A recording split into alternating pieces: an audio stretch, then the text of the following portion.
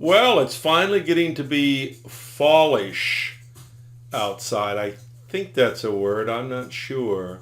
But whatever it's getting to be, it's starting to get a little cooler at nighttime, and people are thinking about their fireplaces. This scene that I've got going in the background is a winter scene with a nice fireplace going.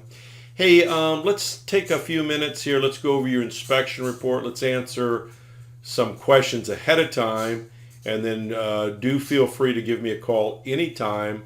Our contact numbers will be at the end of the video. And so let's dive right in. Stay with me now.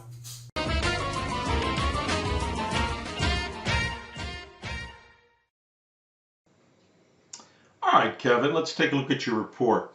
Hey, nice looking house, by the way. Inside, we see it's an open wood burning fireplace. They're showing the after if cleaned. I don't know what that is. Okay. Looking up in the smoke chamber area, that's what this is. I see some gaps up here, a little bit of missing mortar. It looks appears to be well supported. The flue appears to be well supported. Whoop, let's hit the hand. There we go. There we go. As we scroll up, more pictures of the fireplace.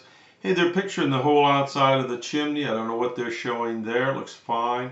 They left out the attic picture here, which is no problem because you wouldn't have been able to see anything in the attic anyway. The chimney is totally to the outside, so there wouldn't have been anything there to see. They look crawled up underneath at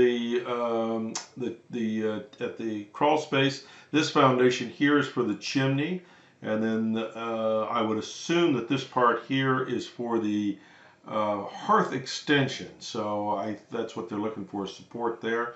I don't think they made any comments about that. Their biggest concern is the flue system, and you can see, and by the way, these pictures were taken with a ChimScan. It's a piece of equipment that all chimney sweeps use. I use the ChimScan and some other even more sophisticated imaging equipment, but this is fine.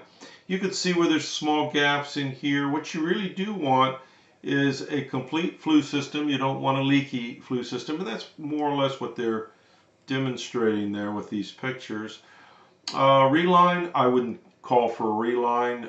We reline chimneys usually if there's a flue section missing, or there's a hole big enough you can stick your fist through, something along those lines. Here's what's called for here. I would use a slip form. There's two ways of doing it. Heat Shield is a UL listed product. It's expensive. You have to be a dealer. Owens Chimney Service and All Out are the two dealers here in the Charlotte area. And they can repair it. Costs about $100 a foot.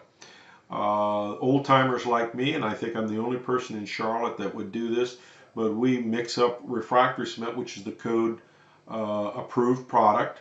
That's what originally would have been in these spaces. And we pull the slip form up and fill all the cracks and holes with refractory cement, and that brings it up to code.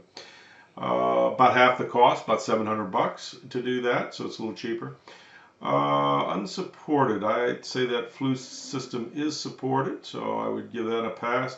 They're showing you a missing mortar joint here, a little bit of missing mortar here. This is at the floor of the fireplace. That's called an ash dump. That's where you push hot ashes down into a concrete vault.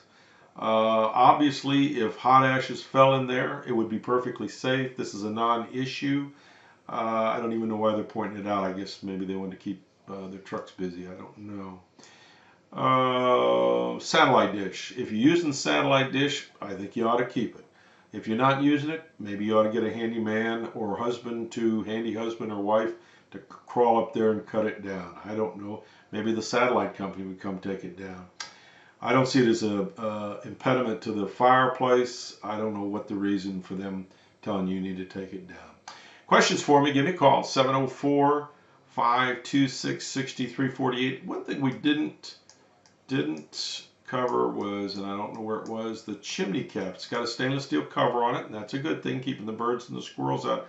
Part of their argument was there was some cracks up here in the concrete crown. I'm not seeing them, but if there are cracks up here and it needs to be repoured, it's about a $265 price on that.